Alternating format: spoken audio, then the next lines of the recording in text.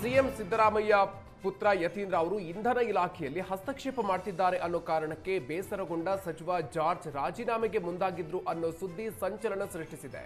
KPTCL MD Pankaj Kumar Pandey ವಿರುದ್ಧ ಕ್ರಮಕ್ಕೆ CM ಮುಂದಾಗಿದ್ರು.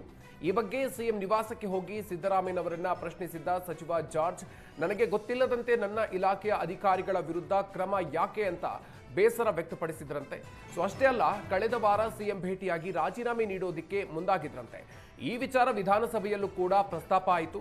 ಇಂಧನ ಸಚಿವ ಕೆಜೆ ಜಾರ್ಜ್ ಅವರಿಗೆ ಈ ಬಗ್ಗೆ ಸ್ಪಷ್ಟನೆ ನೀಡಿ ಅಂತ ಸುನಿಲ್ ಕುಮಾರ್ ಆಗ್ರಹಿಸಿದ್ರು. ಇದಕ್ಕೆ ಸಚಿವ ಜಾರ್ಜ್, ನಾನು ರಾಜೀನಾಮೆಗೆ ಮುಂದಾಗಿದ್ದೆ ಅನ್ನೋದು ಸುಳ್ಳು ಸುದ್ದಿ, ನಾನು ರಾಜೀನಾಮೆ ನೀಡುವ ನಿರ್ಧಾರವನ್ನ ಮಾಡಿದ್ದೆ ಅನ್ನೋದರಲ್ಲಿ ಸತ್ಯ ಇಲ್ಲ ಅಂತ ಹೇಳಿದ್ದಾರೆ. ಇಂಧನ ಸಚಿವ ಕೆಜೆ ಜಾರ್ಜ್ ರಾಜೀನಾಮೆ ವದಂತಿ ಹಬ್ಬಿದ್ದು. ಈ ಬಗ್ಗೆ ಪ್ರತಿಕ್ರಿಯಿಸಿದ ಸಿಎಂ ಸಿದ್ದರಾಮಯ್ಯ, ಅವರು ಯಾಕೆ ರಾಜೀನಾಮೆ ಕೊಡ್ತಾರೆ ಅಂತ ಗರಂ ಆದ್ರು. ಅದೆಲ್ಲ ಸುಳ್ಳು ಆರೋಪ. ಕೆಜೆ ಜಾರ್ಜ್ ರಾಜೀನಾಮೆ ನೀಡಿಲ್ಲ. ಜಾರ್ಜ್ ಸದನದಲ್ಲೇ ಉತ್ತರವನ್ನ ಕೊಟ್ಟಿದ್ದಾರೆ. ಎಲ್ಲದಕ್ಕೂ ಸಚಿವ ಜಾರ್ಜ್ ಸ್ಪಷ್ಟನೆ ಕೊಟ್ಟಿದ್ದಾರೆ ಅಂತ ಸಿದ್ದರಾಮಯ್ಯ ಸಬೂಬು ನೀಡಿದ್ರು.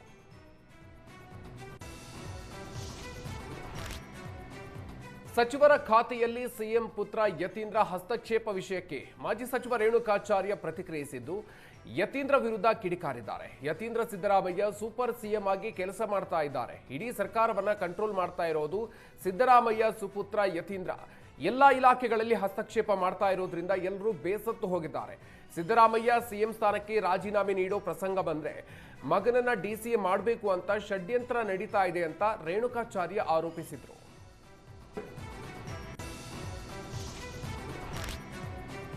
ಸಚಿವರ ಖಾತೆಯಲ್ಲಿ ಸಿಎಂ ಪುತ್ರ ಯತೀಂದ್ರ ಹಸ್ತಕ್ಷೇಪ ಅನ್ನೋ ವಿಚಾರಕ್ಕೆ ಪ್ರತಿಕ್ರಿಯಿಸಿದ ಬಿಜೆಪಿ ರಾಜ್ಯಸಭಾ ಸದಸ್ಯ ಈರಣ್ಣ ಕಡಾಡಿ, ಸರ್ಕಾರದ ವಿರುದ್ಧ ಹರಿಹಾಯ್ದಿದ್ದಾರೆ. ಮಂತ್ರಿಗಳು ಸ್ವತಂತ್ರವಾಗಿ ಕೆಲಸ ಮಾಡ್ತಾ ಇಲ್ಲ ಅನ್ನೋದಕ್ಕೆ ಇದು ಒಂದು ಉದಾಹರಣೆ. ಕಳೆದ 30 ತಿಂಗಳ ಅವಧಿಯಲ್ಲಿ ರಾಜ್ಯಾದ್ಯಂತ ಪ್ರವಾಸ ಮಾಡಿ ಜನರ ಸಮಸ್ಯೆ ಆಲಿಸಿದ ಒಬ್ಬ ಮಂತ್ರಿಯೂ ಇಲ್ಲ. ಒಂದು ಟೀಮ್ ಸಿಎಂ ಸ್ಥಾನಕ್ಕಾಗಿ ಬೇಡಿಕೆ ಇಡ್ತಾ ಇದೆ, ಮತ್ತೊಂದು ಟೀಮ್ ಸಿದ್ದರಾಮಯ್ಯರನ್ನ ಇಳಿಸಿದ್ರೆ ಕಾಂಗ್ರೆಸ್ ಧೂಳಿಪಟ ಅಂತ ಇದೆ. ಪೂರ್ಣ ಬಹುಮತದ ಸರ್ಕಾರದಲ್ಲಿ ಅತಂತ್ರ ಸಿಎಂ ಕೆಲಸ ಮಾಡ್ತಿದ್ದಾರೆ. ತಂದೆಯನ್ನ ಸಮರ್ಥನೆ ಮಾಡಿಕೊಳ್ಳೋದಕ್ಕೆ ಯತೀಂದ್ರ ಬಹಳ ಮುಂದೆ ಇದ್ದಾರೆ. ಅವರ ಪ್ರಭಾವ ಎಷ್ಟಿದೆ ನೋಡಿ ಅಂತ ಈರಣ್ಣ ಕಡಾಡಿ ವಾಗ್ದಾಳಿ ನಡೆಸಿದ್ದಾರೆ. 37,000 ಕೋಟಿ ರೂಪಾಯಿ ಬಿಲ್ ಬಾಕಿ ಉಳಿಸಿಕೊಂಡಿರೋ ಸರ್ಕಾರದ ವಿರುದ್ಧ ರಾಜ್ಯ ಗುತ್ತಿಗೆದಾರರ ಸಂಘ ತಿರುಗಿ ಬಿದ್ದಿದೆ. ಬಾಕಿ ಪಾವತಿಸದೇ ಇದ್ರೆ ಕಾಮಗಾರಿ ಬಂದ್ ಮಾಡಿ ಪ್ರತಿಭಟನೆಗೆ ನಿರ್ಧರಿಸಿದ್ದು, ಮಾರ್ಚ್ 5ರಿಂದ ಎಲ್ಲಾ ಇಲಾಖೆಗಳ ಕಾಮಗಾರಿ ಸ್ಥಗಿತಗೊಳಿಸ್ತೀವಿ ಅಂತ ಎಚ್ಚರಿಕೆ ಕೊಟ್ಟಿದ್ದಾರೆ. ಕಾಂಗ್ರೆಸ್ ಸರ್ಕಾರ ಬಂದಾಗಿನಿಂದಲೂ ಗುತ್ತಿಗೆದಾರರ ಹಣ ಬಾಕಿ ಉಳಿಸಿದ್ದಾರೆ ಅಂತ ಆರೋಪಿಸಲಾಗಿದೆ. ಹಂತ ಹಂತವಾಗಿ ಹಣ ಬಿಡುಗಡೆ ಮಾಡ್ತೀವಿ ಅಂತ ಹೇಳಿ ಇಲ್ಲಿವರೆಗೂ ಬಾಕಿ ಹಣ ಬಿಡುಗಡೆ ಮಾಡಿಲ್ಲ ಅಂತ ಆರೋಪವನ್ನು ಮಾಡಿದ್ದಾರೆ. ಈ ಬಗ್ಗೆ ಮಾತನಾಡಿದ ಗುತ್ತಿಗೆದಾರರ ಸಂಘದ ಅಧ್ಯಕ್ಷ ಮಂಜುನಾಥ್, ಕಲ್ಯಾಣ ಕರ್ನಾಟಕದ ಶೇಕಡ 70% ಶಾಸಕರು ಹಾಗೂ 7 ಸಚಿವರಿಂದ ಅನ್ಯಾಯ ಆಗಿದೆ ಅಂತ ಆರೋಪಿಸಿದ್ದಾರೆ. ವಸತಿ ಮತ್ತು ಸ್ಲಂ ಬೋರ್ಡ್ನಲ್ಲಿ ಹೆಚ್ಚು ಕಮಿಷನ್ ಕೇಳ್ತಿದ್ದಾರೆ. ಈ ಬಗ್ಗೆ ದಿನೇಶ್ ಗುಂಡೂರಾವ್, ರಹೀಂ ಖಾನ್, ಖರ್ಗೆಗೆ ಪತ್ರವನ್ನ ಬರೆದಿದ್ದೀವಿ. ಭೈರತಿ ಸುರೇಶ್ ಮತ್ತು ಜಮೀರ್ ಖಾನ್ ಅವರಿಗೂ ಪತ್ರವನ್ನ ಬರೆಯಲಾಗಿದೆ. ಮಧ್ಯವರ್ತಿಗಳು ಇದ್ರೆ ತಕ್ಷಣ ತೆಗೆದು ಹಾಕ್ತೀವಿ ಅಂತ ಹೇಳಿದ್ದಾರೆ ಅಂತ ತಿಳಿಸಿದ್ದಾರೆ. ಸೆಕೆಂಡ್ ಸ್ಟೆಪ್ ಆಗಿ ನಿಮಗೂ ಸಹ ಆಶ್ವಾಸನೆ ಕೊಟ್ಟಿದ್ವಿ, ಡಿಸೆಂಬರ್ವರೆಗೂ ನಾವು ಕಾಯ್ತೀವಿ, ಡಿಸೆಂಬರ್ ನಂತರ ಮಾಡ್ತೀವಿ ಅಂತ ಹೇಳಿ. ಡಿಸೆಂಬರ್ವರೆಗೂ 13ನೇ ತಾರೀಕು ಎಲ್ಲ 8 ಮಿನಿಸ್ಟ್ರುಗಳಿಗೂ ನಾವು ಲೆಟ್ರು ಬರೆದ್ವಿ, ಮನೆ ಮುಖ್ಯಮಂತ್ರಿಗಳಿಗೂ ಲೆಟ್ರು ಬರೆದ್ವಿ.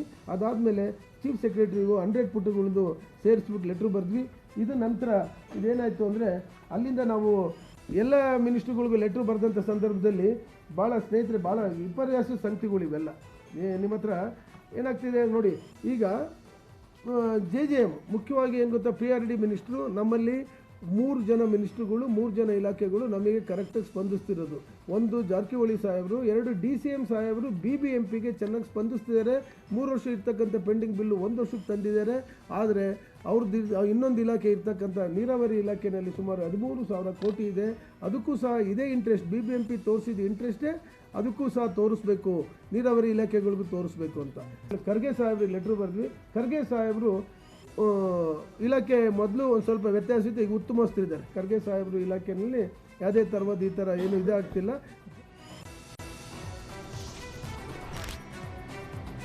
ಸಚಿವರಿಂದ ಕ್ರಾಂತಿವೀರ ಸಂಗೊಳ್ಳಿ ರಾಯಣ್ಣಗೆ ಸಂತೋಷ್ ಲಾಡ್ ಅವರು ಅಪಮಾನ ಮಾಡಿದ್ದಾರೆ ಅಂತ ಆರೋಪಿಸಲಾಗಿದೆ. ಈ ಬಗ್ಗೆ ಹಾಲುಮತ ಮಹಾಸಭಾ ರಾಜ್ಯಾಧ್ಯಕ್ಷ ರುದ್ರಣ್ಣ ಗುಳಗುಳಿ ಸುದ್ದಿಗೋಷ್ಠಿ ನಡೆಸಿ ಆರೋಪದ ಬಗ್ಗೆ ಮಾಹಿತಿ ಕೊಟ್ಟಿದ್ದಾರೆ. ಜನವರಿ 26ರಂದು ಬಲಿದಾನ ದಿನವನ್ನ ಬಸವ ದೇವರ ನೇತೃತ್ವದಲ್ಲಿ ಆಚರಿಸಲಾಗುತ್ತಿತ್ತು.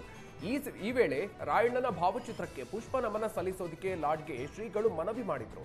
ಈ ವೇಳೆ ಉದ್ದಟತನ ಪ್ರದರ್ಶಿಸಿ ಅವಾಚ್ಯ ಶಬ್ದಗಳಿಂದ ನಿಂದಿಸಿದ್ದಾರೆ ಅಂತ ಲಾಡ್ ವಿರುದ್ಧ ಆರೋಪಿಸಿದ್ದಾರೆ. ಸಚಿವ ಸಂತೋಷ್ ಲಾಡ್ ವಿರುದ್ಧ ಹಾಲುಮತ ಮಹಾಸಭಾ ನಾಳೆ ಬೃಹತ್ ಪ್ರತಿಭಟನೆ ನಡೆಸಿ ಲಾಡ್ ಬಹಿರಂಗವಾಗಿ ಕ್ಷಮೆ ಕೇಳಬೇಕು ಅಂತ ಆಗ್ರಹಿಸಲಿದ್ದಾರೆ. ಎಚ್.ಡಿ. ಕುಮಾರಸ್ವಾಮಿ ಸೇರಿದಂತೆ ಹಲವು ನಾಯಕರ ವಿರುದ್ಧ ಎಲ್.ಆರ್. ಶಿವರಾಮೇಗೌಡ ಏಕವಚನದಲ್ಲಿ ವಾಗ್ದಾಳಿ ನಡೆಸಿದ್ದಾರೆ ಅನ್ನೋ ಆರೋಪ ಕೇಳಿಬಂದಿತ್ತು. ಈ ವಿಚಾರದಲ್ಲಿ ಒಂದು ಆಡಿಯೋ ಕೂಡ ವೈರಲ್ ಆಗಿದೆ. ಈ ಬಗ್ಗೆ ಇಂದು ಮಾಜಿ ಸಂಸದ ಎಲ್.ಆರ್. ಶಿವರಾಮೇಗೌಡ ಸ್ಪಷ್ಟನೆ ನೀಡಿದ್ದಾರೆ. ನಾನು 2 ನಿಮಿಷ 42 ಸೆಕೆಂಡ್ ಜೆಡಿಎಸ್ ಕಾರ್ಯಕರ್ತನ ಜೊತೆಗೆ ಮಾತನಾಡಿದ್ದೀನಿ. 18 ದಿನಗಳ ಹಿಂದೆ ಮಾತಾಡಿದ್ದೀನಿ. ಈಗ ಆಡಿಯೋವನ್ನು ವೈರಲ್ ಮಾಡಿದ್ದಾರೆ. ಯಾವ ಗಣ್ಯ ವ್ಯಕ್ತಿಗಳ ಬಗ್ಗೆಯೂ ನಾನು ನಿಂದನೆ ಮಾಡಿಲ್ಲ. ತಮಗೆ ಬೇಕಾದ ರೀತಿಯಲ್ಲಿ 20 ನಿಮಿಷಗಳು ಆಡಿಯೋ ಪರಿವರ್ತನೆ ಮಾಡಿದ್ದಾರೆ. ಎಐ ಮೂಲಕ ಆಡಿಯೋವನ್ನ ಪರಿವರ್ತನೆ ಮಾಡಿ ಸಾಮಾಜಿಕ ಜಾಲತಾಣಕ್ಕೆ ಹಾಕಿದ್ದಾರೆ. ನನ್ನ ತೇಜೋವಧೆ ಮಾಡೋದಕ್ಕೆ ಈ ಕೆಲಸ ಮಾಡಿದ್ದಾರೆ. ನಾನು ಹಾಗೆ ಮಾತಾಡಿದ್ರೆ 18 ದಿನಗಳ ಹಿಂದೆಯೇ ವೈರಲ್ ಮಾಡಬೇಕಿತ್ತು. ಈ ಬಗ್ಗೆ ದೂರು ನೀಡಿ ಅವರ ವಿರುದ್ಧ ಕಾನೂನು ಹೋರಾಟ ಮಾಡ್ತೀನಿ ಅಂತ ಹೇಳಿದ್ದಾರೆ.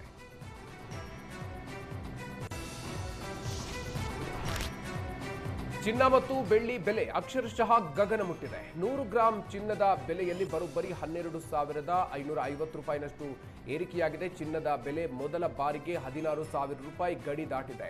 ಅಪರಂಜಿ ಚಿನ್ನದ ಬೆಲೆಯು 17,000 ರೂಪಾಯಿ ಮೈಲಿಗಲ್ಲು ದಾಟಿ 18,000 ರೂಪಾಯಿಯತ್ತ ಮುನ್ನುಗ್ತಾ ಇದೆ. ಬೆಳ್ಳಿ ಬೆಲೆ ಇನ್ನೂ ದೊಡ್ಡ ಜಿಗಿತ ಕಾಣ್ತಿದೆ. ಒಂದೇ ದಿನ 1 ಗ್ರಾಂ ಬೆಳ್ಳಿ ಬೆಲೆಯಲ್ಲಿ 30 ರೂಪಾಯಿ ಜಂಪ್ ಆಗಿದೆ. ಬೆಂಗಳೂರಿನಲ್ಲಿ ಮೊದಲ ಬಾರಿಗೆ 400 ರೂಪಾಯಿ ಗಡಿ ದಾಟಿ 410 ರೂಪಾಯಿ ತಲುಪಿದೆ. ಭಾರತದಲ್ಲಿ ಸದ್ಯ 10 ಗ್ರಾಂನ 22 ಕ್ಯಾರೆಟ್ ಚಿನ್ನದ ಬೆಲೆ 1,63,150 ರೂಪಾಯಿ ಇದೆ. 24 ಕ್ಯಾರೆಟ್ ಅಪರಂಜಿ ಚಿನ್ನದ ಬೆಲೆ 1,78,850 ರೂಪಾಯಿ ಆಗಿದೆ. ಇನ್ನು 100 ಗ್ರಾಂ ಬೆಳ್ಳಿ ಬೆಲೆ 41,000 ರೂಪಾಯಿ ಆಗಿದೆ. ಕೇರಳ ಮೂಲದ ಚಿನ್ನದ ವ್ಯಾಪಾರಿ ಕಾರು ಅಡ್ಡಗಟ್ಟಿ 10 ಲಕ್ಷ ರೂಪಾಯಿ ದರೋಡೆ ಮಾಡಲಾಗಿದೆ. ಚಿನ್ನ ಮಾರಾಟ ಮಾಡಿ 10 ಲಕ್ಷ ರೂಪಾಯಿ ಕೊಂಡೊಯ್ತಾ ಇದ್ದ ಫೈಜಲ್ ಜಮ್ಸಿದ್ ಎಂಬವರ ಕಾರನ್ನು ಅಡ್ಡಗಟ್ಟಿ 10 ಲಕ್ಷ ರೂಪಾಯಿಯನ್ನ ದೋಚಲಾಗಿದೆ. ಇನೋವಾ ಕಾರ್ನಲ್ಲಿ ಬಂದ 6 ಮಂದಿ ಚಾಕುವನ್ನ ತೋರಿಸಿ ಹಲ್ಲೆಯನ್ನ ಮಾಡಿ 10 ಲಕ್ಷ ರೂಪಾಯಿ ಹೊತ್ತೊಯ್ದಿದ್ದಾರೆ. ಚಾಮರಾಜನಗರದ ಗುಂಡ್ಲುಪೇಟೆ ತಾಲೂಕಿನ ಕಣ್ಣೆಗಾಲ ಬಳಿ ಈ ಘಟನೆಯಾಗಿದೆ. ಗುಂಡ್ಲುಪೇಟೆ ಪೊಲೀಸ್ ಠಾಣೆಯಲ್ಲಿ ಪ್ರಕರಣ ದಾಖಲಾಗಿದ್ದು ಆರೋಪಿಗಳ ಪತ್ತೆಗೆ ಪೊಲೀಸರು ಬಲೆ ಬೀಸಿದ್ದಾರೆ. ಅಪ್ರಾಪ್ತ ಬಾಲಕರು ದುಶ್ಚಟಗಳ ದಾಸರಾದ ದೃಶ್ಯ ಸರ್ಕಾರಿ ವಸತಿ ಶಾಲೆಯಲ್ಲಿ ಕಂಡುಬಂದಿದೆ. ಅಪ್ರಾಪ್ತ ಬಾಲಕರು ತಂಬಾಕು ಮಾದಕ ಪದಾರ್ಥಗಳಿಗೆ ದಾಸರಾಗಿದ್ದಾರೆ. ವಿಜಯಪುರದ ಮರಗೂರು ಗ್ರಾಮದ ವಸತಿ ಶಾಲೆಯಲ್ಲಿ ಘಟನೆ ನಡೆದಿದೆ. ವಸತಿ ಶಾಲೆಯಲ್ಲಿ ರಾಜಾರೋಷವಾಗಿ ಸಿಗರೇಟ್ ಸೇವನೆ ಮಾಡ್ತಾ ಇರುವ ಅಪ್ರಾಪ್ತ ಬಾಲಕರ ದೃಶ್ಯಗಳು ವೈರಲ್ ಆಗಿದೆ. ಇಷ್ಟೆಲ್ಲ ನಡೀತಾ ಇದ್ರೂ ವಸತಿ ಶಾಲೆಯ ಪ್ರಿನ್ಸಿಪಾಲ್ ಜಾಣ ಮೌನ ಮೆರೆದಿದ್ದಾರೆ.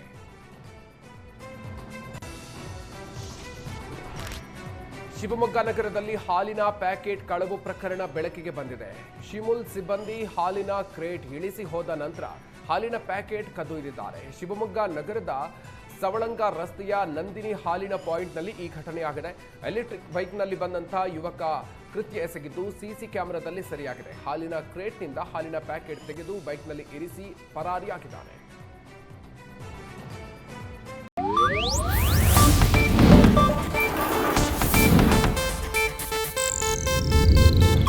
ಇದು ಏಷ್ಯಾನೆಟ್ ನ್ಯೂಸ್ ನೆಟ್ವರ್ಕ್ ಪ್ರಸ್ತುತಿ.